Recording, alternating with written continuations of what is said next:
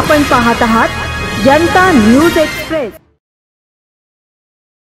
भारतीय समाजाचा आणि भारतीय राजकारणाचा राष्ट्राचा पाया या संविधानावर उभा आहे। त्या संविधानाची मूल्य त्याचा नाश करणं, तो पाया विकृत करणं अशी कामं मोदी सरकारकडून आणि त्यावर राष्ट्र उभारले। आता संविधानाचा धोक्यात आहे म्हटल्यानंतर बदलणार आहे म्हटल्यावर एखाद्यांना तुमच्यासमोर अशी कल्पना येते की हे संविधानाचं एखादं पाठ्यपुस्तक बदलून लगेच दुसरं असं नाही।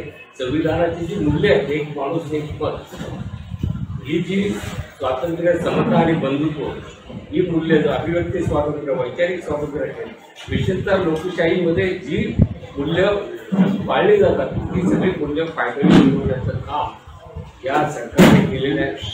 आपल्यासाठी अनेक पुरावे आहेत। मग अनेक ज्या स्वायत्त संस्था असतील, निवडणूक आयोगापासून तर reserve बँकेपर्यंतच्या IB, CIB, CBI, ED वगैरे ह्या सगळ्यांना आपल्याला माहीतच, ही सगळे राखून माणसांना तिथल्या गरिबाने पुन्हा एक वेलफेअर स्टेट नावाची जी कल्पना होती किंवा संघराज्य ही कल्पना त्यांना मान्य नाही, तर वेलफेअर स्टेट ही कल्पना मान्य नाही। म्हणजे एकूणच संविधानामध्ये जी मूल्य होती मानवतावादी आणि त्या पारावती झालेल्या अशा वेळा निवडणुका होत आहे। आणि संविधान ही मूल्य वाचवायची असेल, राष्ट्र उभारणे, कारण हा प्रश्न केवळ आरक्षणाची संविधानाचा हा आपल्या डोक्यातला काढून टाका, हा केवळ दलितांचा किंवा आरक्षणापुरता मर्यादित नाही। संविधानाने आपल्याला भारतीयत्व दिलेलं आहे सगळ्यांना, आणि एक देश, विविध प्रांताचे, विविध भाषाचे लोक आपण एकत्र बांधलेले आहे। ते संविधान धोक्यात आले आणि अशा वेळी आपण एक भारतीय नागरिक म्हणून आपलं भारतीयत्व टिकवण्यासाठी सगळ्यांनी जागरूक होणं आवश्यक आहे। आपल्याला माहीत आहे पत्रकारांचं एक स्वातंत्र्य, मीडिया ज्या पद्धतीने आज हे जे वागतोय आणि संबंध मीडियावर देखील एक बंधनं होत आहेत, की मला वाटतं भारतीय स्वातंत्र्याला, समता आणि बंधुत्व ही जी मूल्य आहेत त्याला कुठेतरी धोकादायक, आणि मला पुन्हा सांगतो की संविधानामुळे आपल्याला जे भारतीयत्व मिळालेलं आहे ते धोक्यात आहे, हे झालं। आणि भारतीयत्व संपलं की देशात जाती, धर्म, प्रांताच्या नावाने जे अराजक माने, अशांतता माने, धर्मात वंशवाद, धर्मवाद या प्रवृत्ती गोकळल्या जातील आणि संपूर्ण जे आपण स्वातंत्र्य लढून मिळवलेले आहे, गांधीजीपासून महात्मा गांधी, जवाहरलाल नेहरू, वल्लभभाई पटेल असतील, आणि ज्यांनी स्वातंत्र्य चळवळीत कधी भाग घेतला नव्हता, ज्यांनी ही घटना कधी मान्य केली नव्हती, राज्यघटना त्यावेळेस विरोध केला होता, असे लोक आज संविधान, ते त्यांचे जो 1925चा कार्यक्रम होता त्या मूल्यावर पुन्हाही राज्य आणि देश लढत होते, त्याला विरोध करण्यासाठी एक भारतीय नागरिक म्हणून सगळ्यांचं कर्तव्य आहे। आज सिटीजन फॉर कॉन्स्टिट्यूशन एक छोटा सा फोरम बना है। हम लोग वोट फॉर डेमोक्रेसी करके कम से कम 8-9 महीने से बम्बई, महाराष्ट्र में काम कर रहे हैं, बाकी भी संगठन कर रहे हैं काम, और मकसद और मुद्दा एक ही है, वो ज़्यादातर कर्नाटक के 2023 के इलेक्शन से प्रेरणा लेते हुए हम लोगों ने काम शुरू किया कि इस बार का जो चुनाव है वो सिर्फ पार्टियों के बीच में चुनाव नहीं है, ये साफ बात है, ये एक जनता, आवाम और नागरिकों का चुनाव है। और मैं ये भी कहना चाहूँगी क्योंकि हम लोग अपक्ष लोग हैं और हम लोग आज़ाद लोग हैं, और हम ये ज़रूर कहना चाहेंगे, मैं 16-16.5 साल की थी जब 1977 में हमने पूरा हमारे पर 10वीं का इम्तिहान छोड़ के हमने आपातकाल के खिलाफ भी चुनाव यही शहर से लड़वाया था। हम लोग जाते थे रामदास भटकर के घर, पूरे पोस्टर इकट्ठा करते थे और शहर भर में हम लोग चिपकाते थे। तो जहाँ पे हमें तानाशाही लगेगी, चाहे ये सरकार की या वो सरकार की, वहाँ पे हम आवाज़ उठाएंगे। और ये 10 साल जो थे राष्ट्रीय स्वयंसेवक संघ और भारतीय जनता पार्टी थे, वो तो एक अघोषित आपातकाल न सिर्फ था, मगर साथ साथ एक फांसीवाद का एक पूरा एक झलक है ये देश ने देखा। पहले जो हमारा 1.5 साल का एक दौरा था तानाशाही से, उसमें आइडियोलॉजी पीछे नहीं थी, एक संगठन पीछे नहीं था, जैसे RSS का संगठन जो खुद मानता है, जो खुद वसूलन मानता है कि संविधान को फेंक देना चाहिए और मनुस्मृति को वापस लाना चाहिए। अब उनके खुद की किताबें पढ़े, चाहे वो गोलवलकर का बंच ऑफ थॉट्स हो, चाहे गोलवलकर का the aura nation of defined हो, चाहे वो आपके प्रचारक जो बैठे हैं प्रधानमंत्री के पद पे, उनको देखिए, या जो भी उनके बड़े बड़े जो पद पे बैठे हुए संवैधानिक पद पे बैठ के संविधान को खत्म करने का काम कर रहे हैं। और सांसद को एक पूरा हथियार बना दिया गया, सांसद को एक हथियार बना दिया है संविधान को खत्म करने का, क्योंकि ये बहुसंख्यकवाद हम लोग देख रहे हैं। कानून भी सही तरीके से पारित नहीं हुए हैं, कानून का भी शास्त्रीकरण हमने देखा है, वेपनाइजेशन ऑफ द लॉ। और इसीलिए हमने गए शुक्रवार को ही हमारी संस्था Citizen for Justice and Peace और PUCL ने एक मानव अधिकार का एक मैनिफेस्टो निकाला है, जो हम हर पार्टी के सामने रख रहे हैं अलग अलग मुद्दों को लेकर। खैर, आज बम्बई की बात हो रही है, CA द कॉन्स्टिट्यूशन की बात हो रही है, सिटीजन फॉर कॉन्स्टिट्यूशन की बात हो रही है। 6 के 6 सीट बम्बई शहर की सीट, एक भी सीट ये फांसीवाद पार्टी को नहीं जानी चाहिए, ये हमारा मानना है। और इसके लिए हम लोग दिन रात काम कर रहे हैं। उम्मीदवार जो भी है 6 के 6 उम्मीदवार, कम से कम 4 में से 6 उम्मीदवार को हम देखे हैं, रात दिन वो लोग काम कर रहे हैं, अलग अलग नागरिक संगठनों के साथ काम कर रहे हैं और मेहनत भी काम कर रहे हैं। और एक बहुत ही अच्छी और अनोखी चीज़ हमने बम्बई शहर जैसे शहर में पाई, जो शहर ने 92-93 में एक तरह का खून खराबा देखा था, जो शहर ने बहुत सारी नफरत की एक एक्सपेरिमेंटें देखी थी। महाराष्ट्र राज्य जो हमारे शाहू महाराज, छत्रपति शिवाजी महाराज, बाबा साहेब अम्बेडकर, ज्योतिबा फुले, फातिमा शेख, सावित्रीबाई फुले जैसे हस्तियों ने ये राज्य को एक पूर्वगामी दिशा दी हुई है। और संविधान की स्थापना में ये पार्श्वभूमि का बहुत बड़ा हाथ है, महाराष्ट्र की पार्श्वभूमि का।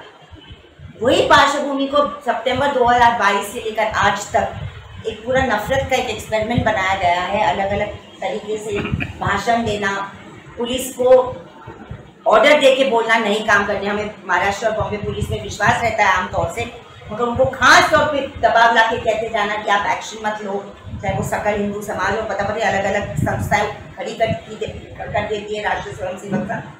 तो ये हम बम्बई में ये चुनाव के प्रचार में ये महसूस कर रहे हैं कि हर जात, हर कौम, हर लिंग साथ में मिलके संविधान को बचाने के लिए और गणतंत्र को बचाने के लिए खड़ी हो गई है। और ये मैं मानती हूँ एक जनता और आवाम का चुनाव है। और चाहे वो महाविकास आघाड़ी के शिवसेना के उम्मीदवार हो या महाविकास आघाड़ी के कांग्रेस के उम्मीदवार हो, सबको 6 के 6 उम्मीदवार को जिताने का काम बम्बई की आवाम, बम्बई की जनता करेगी, ये हमें पूरा विश्वास है। क्योंकि यही हमारे उम्मीदवार जो है, चाहे वो नाम नहीं लेना चाहिए, अलग अलग उम्मीदवार है, सबके सब मेहनत कर रहे हैं। किसी के टिकट जल्दी जारी हो गया, किसी का नाम बाद में घोषित हुआ, तो वो सब मीडिया में न जाते हुए जब हम देखते हैं कि छोटे छोटे मोहल्ले की मीटिंग में, मैं कल 3 मोहल्ले की मीटिंग में थी, परसों एक बड़ी मीटिंग में थी, हम देख रहे हैं कि हमारी अलग अलग धर्म और जाति की महिला साथ में प्रचार कर रही है। हम देख रहे हैं कि अलग अलग लिंग साथ में प्रचार कर रहे हैं कि जातिवाद और कौमवाद और फिरका परिस्थिति का चुनाव न होते हुए ये गणतंत्र और हमारे संविधान को बचाने का एक चुनाव है। और हम बस विनती करते हैं हमारे पत्रकार दोस्तों को, यहाँ पे हम देख रहे हैं हमारे सब छोटे मोटे यूट्यूब इंडिपेंडेंट चैनल्स तो है ही, मगर जो अपने आप को कमर्शियल मेन स्ट्रीम मीडिया समझता है वो भी कम।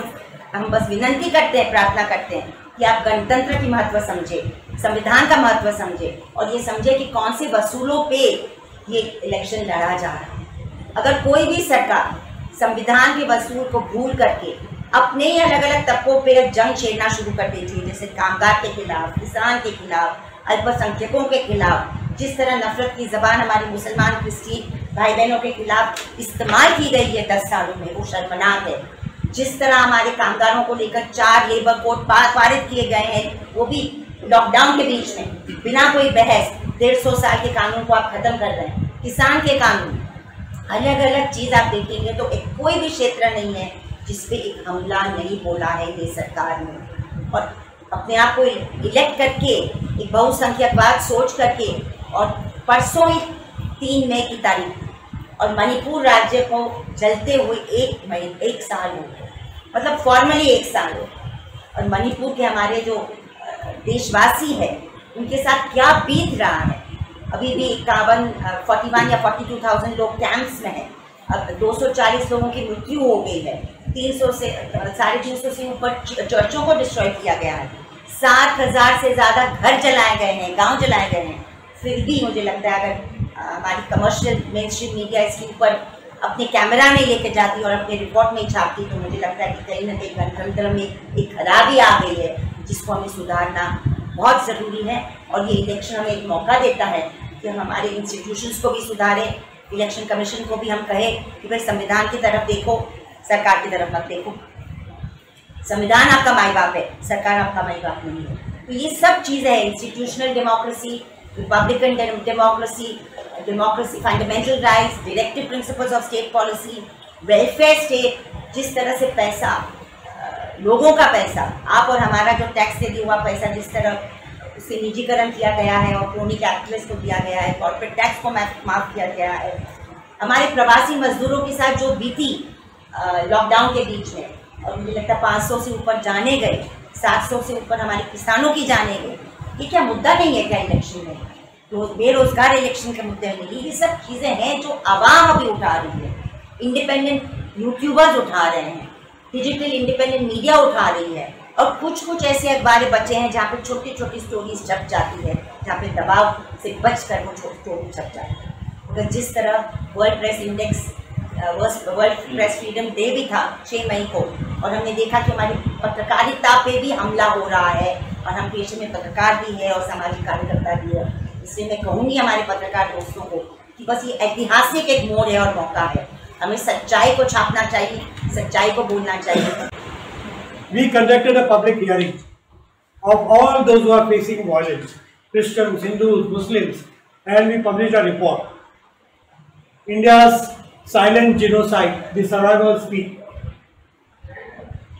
These are the voices, they want democracy back. They want constitution to be restored, the glory of our constitution to be restored. We are fighting for right to equality, justice, diversity, dignity of life, dignity of all citizens, dignity of every citizen, and we are fighting for rule of law. People of Mumbai and Maharashtra, and in fact India, have decided that they are in this battlefront to save democracy, and this election is government versus citizens of India, people of India, for citizens' right and for democracy. तो यही हमारी कोशिश रहनी चाहिए, और मैं हमारे media पत्रकारों से गुजारिश करूंगा, ये वॉइस ऑफ द पीपल जो है आप लोगों तक पहुंचाइए। कल मैं एक बात सुन रहा था कि जो मोदी मीडिया के महागुरु थे जी टीवी के, उनका वातावरण जरा बदल गया है, क्योंकि वो बोलते हैं कि भारत का जो इंडेक्स, फ्रीडम ऑफ प्रेस का इंडेक्स जो 161 और 180 हुआ है, वो शर्मनाक है। अच्छी बात है कि एटलीस्ट 10 साल के बाद जिन्होंने ये मोदी मीडिया की शुरुआत की थी, उनको भी होश आया कि जो हो रहा है देश में ये गलत है। इलेक्ट्रल बॉन्ड्स देखिए किस तरह से शातिर से लोगों के दिमाग से जो इलेक्ट्रल बॉन्ड्स माइंड से निकाल दिया, कहाँ पे भी आवाज नहीं हो रहा है। लेकिन जब सरकारी माफिया बनती है और माफिया का काम करती है चंदे पे धंधा, तो ये बात हमें बारीकी से देखनी चाहिए कि हमें नोच नोच के हमारे जो भी व्यवस्था है वो खत्म कर रहे हैं। और इसके लिए ये इलेक्शन्स जो है डू और डाई इलेक्शन्स है। ही लढाई इतकी निकराची आहे, इतकी अटीतटीची आहे, ही स्वातंत्र्याची लढाई आहे। काहीही करून फॅशिस्ट मोदी आणि त्यांचा जो झुंटा आहे त्याचा निर्णायक पराभव झालाच पाहिजे। आणि त्याच्यामध्ये मला खात्री आहे की आंबेडकरी जनतेची भूमिका ही अत्यंत निर्णायक ठरणार। आणि या दृष्टीनं आम्ही असा व्यापक प्रयत्न केला की रिपब्लिकन पक्षाचे जे अनेक गट आहेत, अनेक आंबेडकरवादी संघटना आहेत, अनेक मंडळ आहेत, सगळ्यांना एकत्रित करून आम्ही प्रोग्रेसिव्ह रिपब्लिकन फ्रंट उभा केला आणि तो प्रोग्रेसिव्ह रिपब्लिकन फ्रंट संपूर्ण महाराष्ट्रामध्ये पसरतो आणि सगळीकडून अशा प्रकारचा प्रतिसाद येतोय की आम्ही काहीही करू,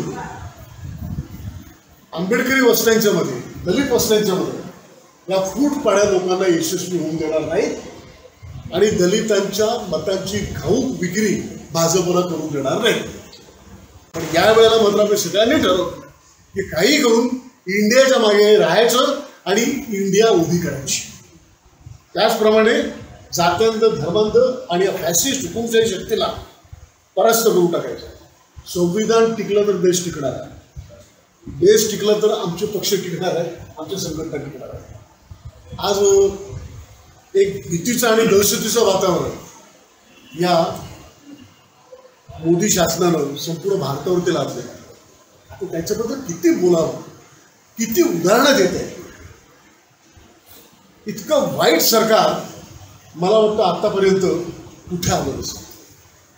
मी मोदीला हिटलरपेक्षा आणि मुसोलिनीपेक्षा कमी समजतो की त्याची पुढची आवृत्ती आहे आणि त्यांचे गुरु जे आहेत, जे गोळवलकर गुरुजी, हेडगेवारांनी काय फारसं काही दिलं नाही, पण गोळवलकर गुरुजींनी संघाची व्यवस्थित भूमिका मांडलेली आहे आणि त्याच भूमिकेवरती हे सरकार चाललं. म्हणून आम्ही ठरवलेलं आहे की हा देश जेवढा हिंदूंचा आहे तेवढाच मुसलमानांचा आहे, दलितांचा आहे, ख्रिश्चनांचा आहे, आदिवासींचा आहे, सर्वांचा आहे आणि हा देश सर्वांचाच राहणार. आणि ही निवडणूक ठरवणार आहे की या देशात संविधान टिकवण्याचं काम सगळी कष्टकरी जनता, सगळी विचारी जनता करणार आहे आणि हा देश कधीच गोळवळ करायचा होणार नाही. हा बाबासाहेब आंबेडकरांचा, महात्मा गांधीजींचा आणि नेहरूंचा राहणार आहे.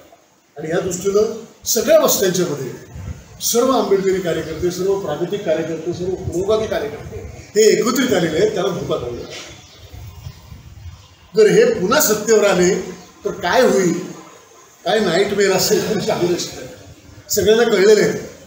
म्हणून आपल्या देशाचं वाटोळं करायचं नाही, सर्वनाश करायचं नाही असं तर जनतेने ठरवलं. आता दुसरी काही इंडिया आघाडीची आणि भाजपाची लढाई नाही, भारतीय जनतेची आणि मोदीच्या फॅसिझमची लढाई, सरळ लढाई. आता जनताच आंदोलनात उतरलेली आहे असं मी जागोजागी बघतोय, त्याचा अनुभव घेतोय आणि मला खात्री आहे त्या निवडणुकीमध्ये यांचा निर्णायक पराभव होणार आहे. निर्णायक पराभव होणार आहे. ज्याने देशाचं वाटोळं लावलेलं आहे, जे खोटा प्रचार करत आहेत त्यांना अगदी उघडं करण्याचं काम सर्व जनता करणार आहे. आणि हा जो हे जे आपलं फॅब्रिक आहे, हा जो आपल्या देशाच्या संस्कृतीचा ताणावाडा आहे, तो टिकवण्याचं काम सर्वजण मिळून करतील अशी मला आशा आहे.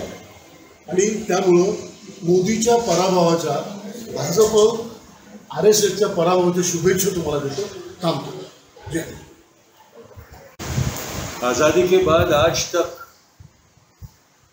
हमने देखा कि हमारी सरकारें माई बाप सरकार होती, माँ बाप की तरह हमको संभालती थी, हमारे लिए काम करती. पिछले 8 सालों में ये पहली दफ़ा हुआ है आज़ादी के बाद 10 सालों में कि जो हुकुम सरकार आई है, मोदी के सामने सब खड़े रह के जो हुकुम सरकार करते हैं, वो राजा नहीं है लेकिन राजा के तरह बिहेव करता है. हमारा पैसा खर्च करता है, हमारे टैक्स का पैसा खर्च करता है, लेकिन जिन अफसरों को, जिन पुलिस वालों को, पुलिस कर्मियों को और सरकारी मुलाजिमों को पगार देता है, उनको ऐसे दिखाता है जैसे वो उनका मालिक हो और जी मालिक करके वो नौकरी करे. ये लोकशाही के लिए सबसे बड़ा खतरा है कि जब सरकार किसी की प्राइवेट प्रॉपर्टी की तरह चलाई जाए तो ये समझ लेना चाहिए कि लोकशाही खत्म हो गई, लोकतंत्र खत्म हो गया उस मुल्क में. और ये सबसे बड़ी चिंता है. संविधान तो बदलेगा क्योंकि उन्होंने कहा है कि हमको 400 पार करवा दो, ये संविधान दूसरे दिन बदल देंगे. उन्हीं के लोगों ने कहा, मैं नहीं कह रहा, मुझे उनके मुंह में शब्द डालने की ज़रूरत नहीं पड़ी. लेकिन इसके साथ साथ इस मुल्क की जो कार्य प्रणाली है उसको इस कदर वो लोग ख़त्म कर देने वाले हैं कि बाद में शायद जो अल्बर्ट आइंस्टाइन ने बापू के बारे में कहा था कि आने वाली पीढ़ियाँ काश ऐसा भरोसा भी रखे कि हाड़ मास का ऐसा कोई व्यक्ति इस पृथ्वी पर चला था, तो आने वाली भारत की पीढ़ियाँ शायद भरोसा नहीं करेंगी कि इस भारत में कभी लोकतंत्र जैसी कोई चीज़ भी रही थी। इस तक तक वो लोग इसको बदलने वाले हैं, ये भरोसा रखिए आपने। और इसलिए नागरिकों को जो हम इंटेलेक्चुअल लोग अपने आप को तटस्थ रखने में बहुत अपना स्टेटस मानते थे। आज तक हम हमेशा ये समझते थे कि तटस्थ रहना यानी हमारे लिए सबसे बड़ा धर्म है, और हम तटस्थ ही रहे, इतने तटस्थ रहे कि हमारे कोई मतलब ही नहीं रहा। इस बार ये पता चल रहा है कि इस बार हम तटस्थ नहीं रह सकते। हमने कोई कांग्रेस के साथ हाथ नहीं मिलाए, हमने शिवसेना के साथ हाथ नहीं मिलाए, हमने राष्ट्रवादी के साथ हाथ नहीं मिलाया, हमने हमारे राष्ट्र को गले से लगाया।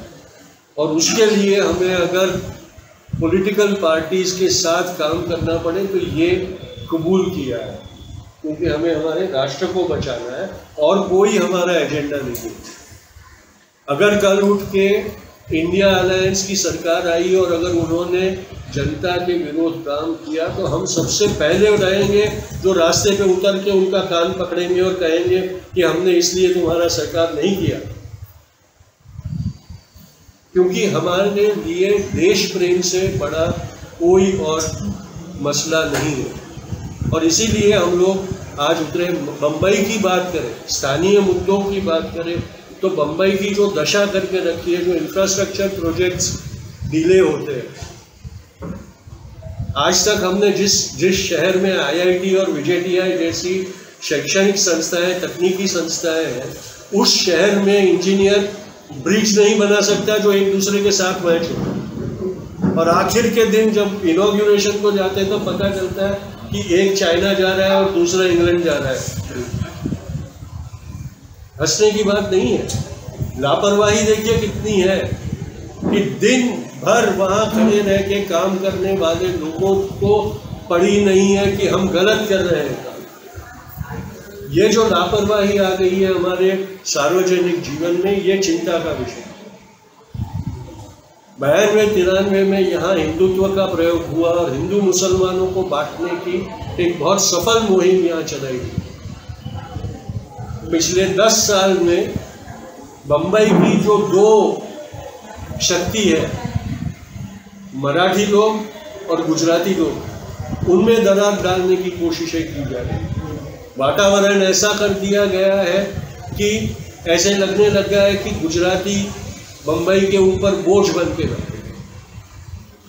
ये जो सारी रणनीतियां हैं उनकी विभाजन की, वो इसलिए है कि वो भारत के इतने छोटे छोटे टुकड़े कर देना चाहते हैं कि किसी को पता ना चले कि उसकी एक आकृति कितनी भव्य थी। इतने जब हमें स्वतंत्रता मिली थी तब विंस्टन चर्चिल ने कहा था कि 6 महीने के अंदर ये देश टुकड़ों टुकड़ों में बट जाएगा। 75 साल तक उसे बांधे रखने की में हम सफल रहे और सिर्फ 10 साल में अंग्रेज़ों के इन पिट्ठुओं ने विंस्टन चर्चिल की जो भविष्यवाणी थी उसको सच करने का काम करके दिखाया।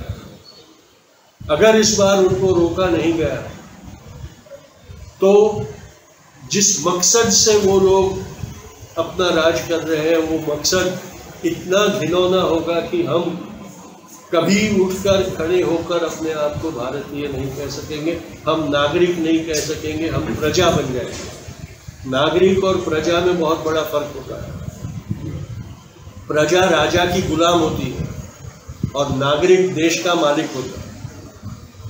हमने ये तय करना है कि हम नागरिक रहेंगे या गुलाम प्रजा बनकर इस देश में जिएंगे। इसीलिए हमने चुनाव के दौरों की शुरुआत के पहले महाराष्ट्र के लिए एक अपील निकाली थी जिसमें हमने स्पष्ट ये कहा था कि मविया को हमने समर्थन देना है, बाकी किसी को नहीं देना।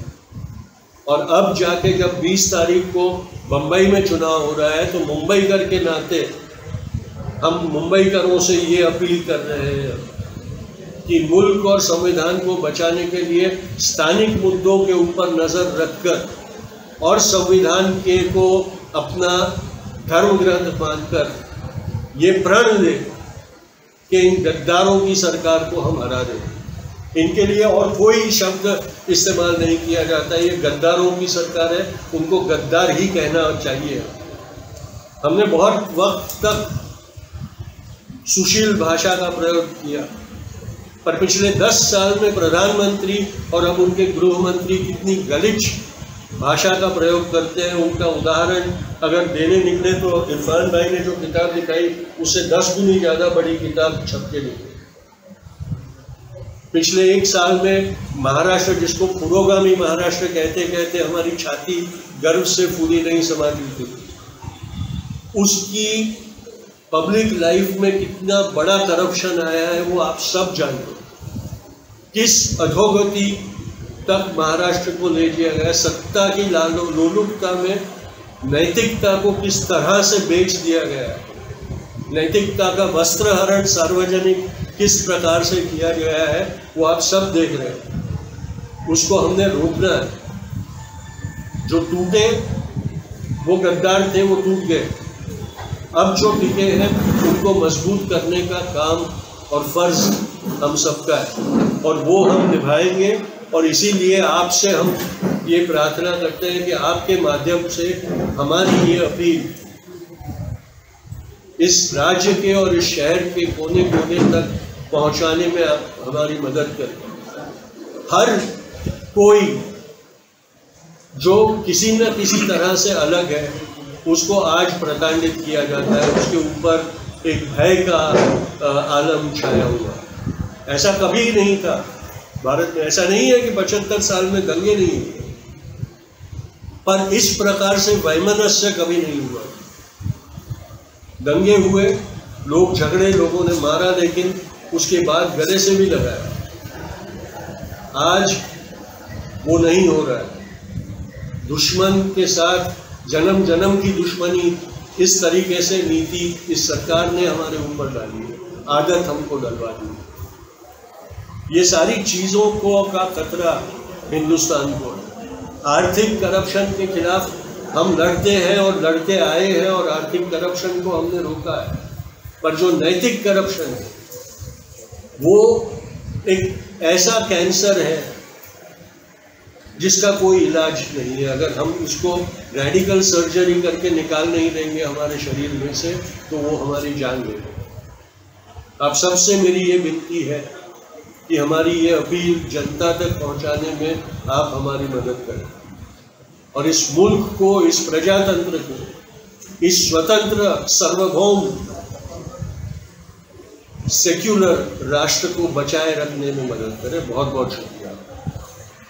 कि जो हिंसा महिला पे प्रज्वल रमन्ना जैसे लोगों ने की और जिसके प्रचार में प्रधानमंत्री गए और जो मतलब नॉन सोशल जो ब्रिजभूषण ने कहा और किया अपने रेसलर्स पे और उनके बेटे को टिकट दी गई। क्या हाथरस का कांड देखिए, उन्नाव का कांड देखिए, आप कथुआ का कांड देखिए। ये जो महिला की असुरक्षितता की बात जो इरफान सर ने उठाई वो बिल्कुल सही है, क्योंकि एक तरफ हमको बहुत शोर शराबे की राजनीति दिखती है कि 10 सालों में जिसमें नफरत फैलाई जाती है और जहाँ पर भी महिला के ऊपर हमला होता है तो महिला बाल विकास मंत्री, प्रधानमंत्री, महिला आयोग सब चुप है। तो ये सवाल पत्रकार को भी पूछना चाहिए कि इतनी चुप्पी क्यों हुई। और अमित शाह का और जहाँ तक बम्बई की बात है, आपको ये बुरा नहीं लगता, मुझे बहुत बुरा लगता है कि बॉम्बे शहर में कितने सालों से महानगर पालिका के चुनाव नहीं हुए और आप लोकतंत्र को नीचे से ऊपर तक मार रहे हैं। आप क्यों घबरा रहे हैं बीएमसी के चुनाव से? आपको नतीजे